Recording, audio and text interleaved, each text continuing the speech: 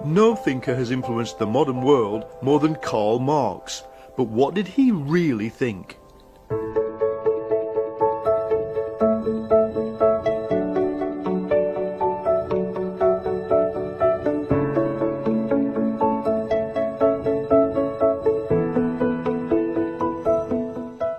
I'm Paul Mason, and to mark the 200th anniversary of Karl Marx's birth, I'm going to explain some of his key ideas and why they're still relevant to us today.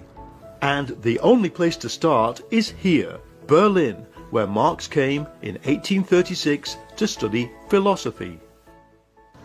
When Marx arrived here in Berlin, there were three revolutions underway in the world. There was the Industrial Revolution, there was the struggle for democracy, which had just broken out again in France, and there was the Scientific Revolution. The job of a philosopher was to make sense of it all, and one philosopher in particular dominated people's thinking about social change. Meet Georg Hegel. Hegel said, "All human history is progress towards the goal of freedom. When we campaign for human rights, or make a scientific discovery, or fight a war, that's really the mind of God trying to think its way towards freedom," said Hegel. A world spirit forcing us to act, sometimes in ways we just don't understand.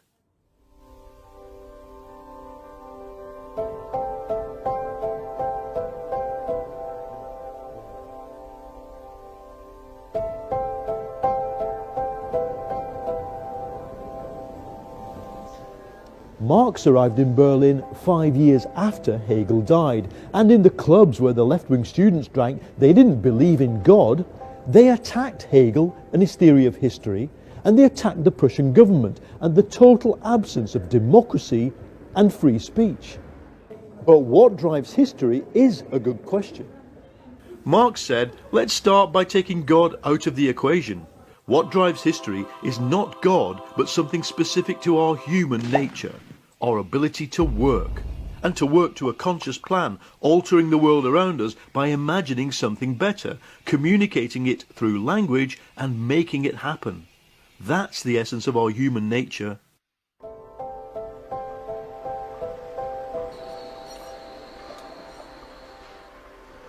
A lot of people today will say there's no such thing as human nature. If so, we're just a sack of bones at the mercy of our environment and our DNA and our Facebook page, with no real purpose.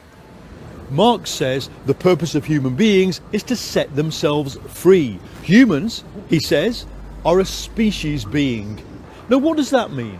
Well, when we make something, we're generally not making it for ourselves, but for somebody else. And if we have a great idea, what usually happens is we run off and tell somebody else about it. We exist for each other. We're a social animal. That's why we have a history.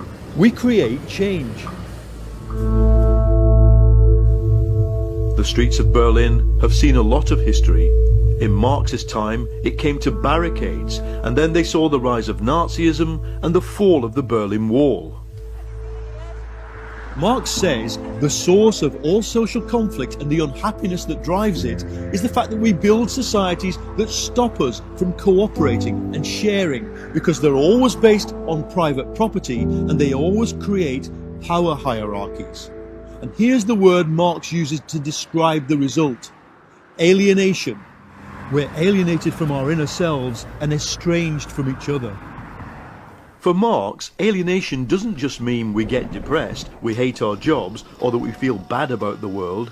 It means we're constantly using our creative powers in the wrong way. We make things, but the things we make, machines, states, religions, they end up controlling us.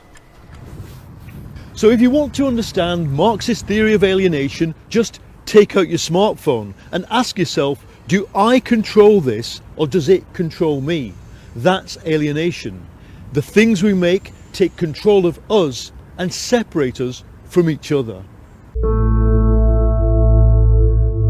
By the time he left Berlin, Karl Marx had started a revolution in ideas, but soon he would find out what a revolution looks like for real.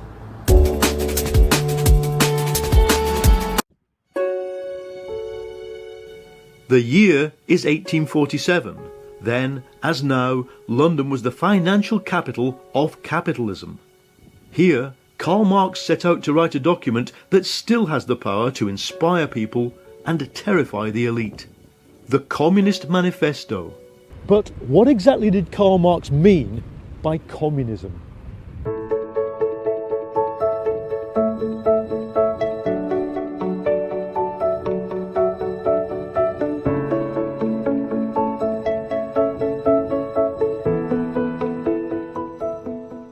Let's get one thing clear, Marx did not invent communism. Even in the Middle Ages, monks held property in common and lived a communal lifestyle. In the English Civil War, the revolutionaries wanted to abolish private property. And as a young radical, Marx was surrounded by workers who wanted to live in communes, like Etienne Cabet, who told his followers to move from Paris to Texas to set up communes, none of which survived. Marx said communism means abolishing private property, but to get there you need two things: technological progress so that machines do all the work, and social progress so that everybody can live a rich, rounded, cultural life. By 1847, Marx was active in the Communist League. These were mainly German workers. They were revolutionaries and wanted men in their own country. It was in this pub in Soho, London, that Marx and the Communist League sat down in November 1847 to thrash out, what does communism stand for? After days of arguing, the workers said to Marx, you go away and write it all down in a manifesto explaining what communism really is. And be quick about it, because the revolution's coming. A spectre is haunting Europe, Marx wrote. The spectre of communism. But it wasn't the spectre of some isolated communes where people shared out the work and the food and practiced free love, though these places existed. Communism, said Marx, can only happen through a working class revolution. All history is the history of class struggles, Marx wrote. In ancient Greece and Rome, it was slave against master. In medieval times, it was the serfs against the lords, sometimes the lords against the king, and sometimes the king against the pope. But industrial capitalism had made things very simple. It's the workers versus the capitalists, a death match, and if the workers win, you get a whole new kind of revolution. You can see where the idea came from. In the 19th century, workers had almost no possessions, they worked 12 hours a day in bleak conditions, and most middle-class people despised them. But Marx said, they are the future of humanity. But it didn't happen. Here, in the very same street Marx lived, in poverty, there are now plenty of workers and they own plenty of property, and they have no obvious intention of overthrowing capitalism. There is a tension inside Marxist thinking about the working class. Sometimes he says they are destined to overthrow capitalism, whatever the ideas they hold in their heads. But at other times he says the workers are going to overthrow the system because they are conscious and educated and have strong ideals.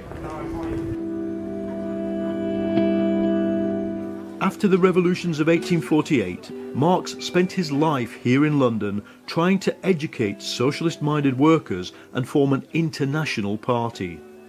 But what those workers actually built were organisations to help them survive capitalism: socialist parties, cooperatives and trade unions. In the Communist Manifesto, Marx set out ideas that have remained influential. That the everyday struggles of working people actually lead somewhere, to a better society, and that they, the workers, the peasants and the poor, have far more in common with each other across borders than they have with the elite that rules their own country. As the final line of the manifesto says, workers of the world, unite. One day, the people of Paris decided to stop work, build barricades and overthrow the government. That's what we call a revolution.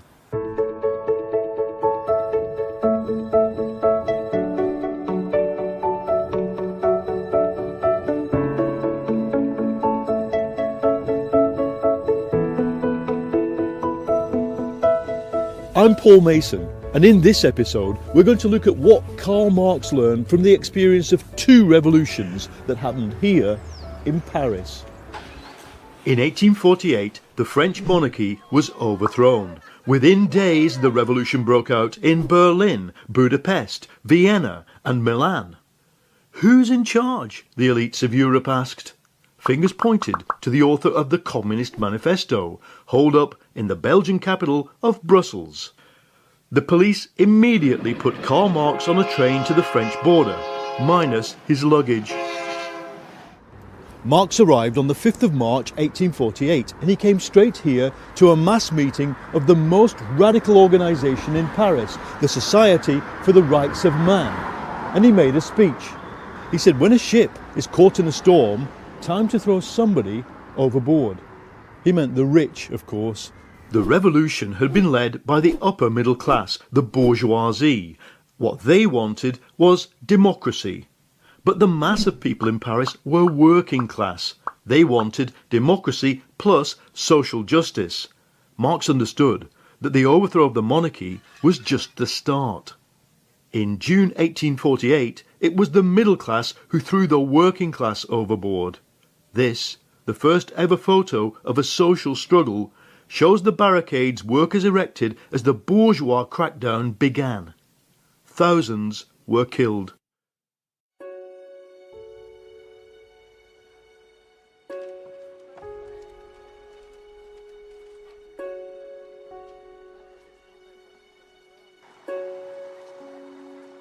This is the exact spot where that barricade was built, and the lessons Marx learned from these events still hold good. You have to fight for democracy, but it's not enough. You have to end poverty and unemployment and inequality as well, and that is going to scare the rich.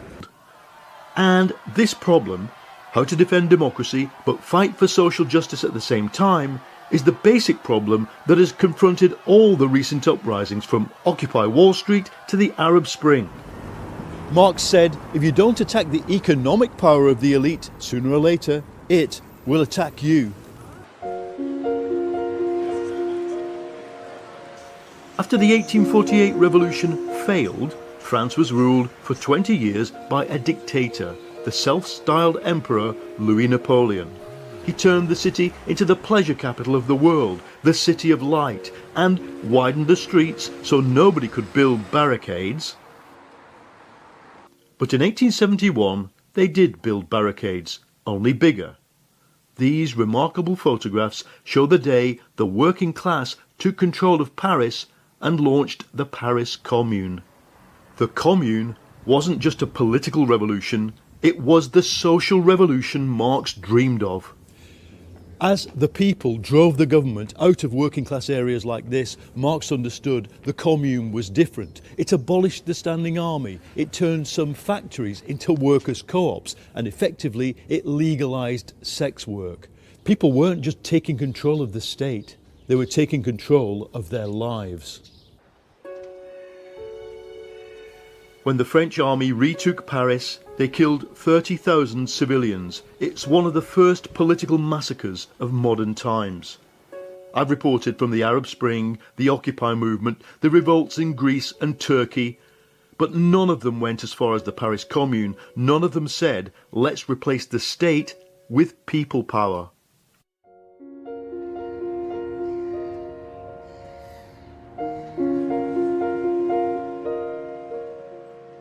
Karl Marx never wrote a manual of revolution, but if he had, I think it would have said two things.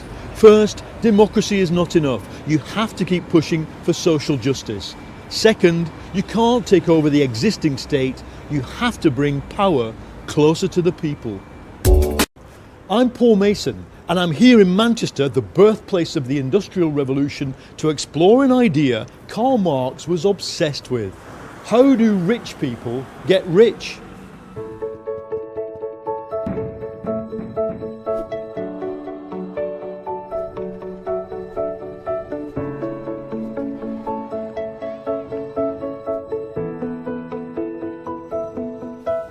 200 years ago, Manchester was the centre of the industrial world. What they'd invented here was not just a set of new technologies, but a whole new way of organising work. The factory system. The factory, in a way, is one of the most important pieces of technology ever invented. But once you're in there, there's only one deal on offer. Work, for wages, under somebody else's orders, or you starve. The factory system allowed productivity to take off like never before in human history. But it also produced misery, stunted children, falling life expectancy, bleak lives. The workers fought back. They went on strike for better pay. They asked for democracy. They rioted. When the workers in the early factories went on strike, they said, all we want is a fair day's pay. Marx told them that's impossible because the whole system is set up so that your work always produces more than what you are paid for. If you add up what it costs to produce a worker at the factory gate, that's on average what a worker is paid. The secret of the factory system is it always extracts more. Every society in history was based on a small elite grabbing the surplus food or the surplus land or the surplus gold.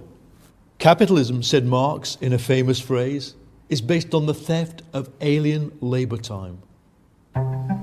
When we go to work, says Marx, we're not just selling our labour, but our labour power, our ability to work. But work is not just an economic relationship, it is a power relationship, and that's what produces all the wealth in the world, the extra work we do for free. We work, the rich get the profits. That's exploitation. Marx wrote, no sooner does the worker receive his wages in cash than he is set upon by the other portions of the bourgeoisie, the landlord, the shopkeeper, the pawnbroker, etc. What he meant was, it's not just at work that we are exploited, but by rip-off landlords, by overcharging banks, and the pawnbroker hasn't disappeared from working class life even now. Marx said, we'll only be free when we stop handing all the surplus wealth we produce to a small elite so it can live in luxury. For that, you have to destroy capitalism. At this university in London, students have joined their professors on strike. They're holding alternative lectures, and I've been invited to talk about who else but Karl Marx.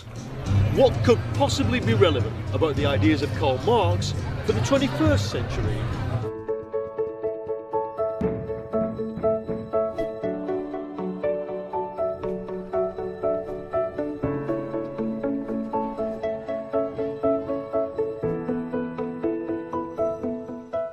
In an age of machines, Karl Marx was obsessed with them. Marx saw the replacement of labour by machinery as the route to human liberation from hunger, poverty and ignorance. Today, we are going through a third industrial revolution, the age of information, robotics and artificial intelligence. And in one remarkable document, Marx actually predicts the impact of rapid automation. In a notebook called the Grundrisse, Marx asks what's the end point going to be of this whole process of automation. For the capitalists, he says, the ideal machine is going to be one that either lasts forever or costs zero to produce. To achieve that, you're going to need huge advances, not just in machinery, but also in organisation and knowledge. And Marx says you're going to end up with knowledge being socialised into what he calls a general intellect. Marx's theory of history goes like this. At each stage, the economic structure of society has to match the technology and the work routines needed to operate the technology. This combination of technology plus economic structure form a foundation on which ideas, religions, laws and cultures are built, a legal and political superstructure. At some point, the technology outgrows the economic structure, and then begins an era of social revolution. In the past 20 years, information technology has changed almost everything about the world we live in, and it leaves the question hanging just as Marx posed it. If information is everywhere and shared and abundant, Why should a few people own it? Why do we have information monopolies at all? That's the question posed by Facebook's current crisis after the data of millions of people was misused to try and rig elections. Marx couldn't predict the rise of the internet, but he did predict what would happen if information became socialised and generally shared. It would blow the foundations of capitalism sky high. So you could say Facebook's crisis is a nice 200th birthday present for Karl Marx.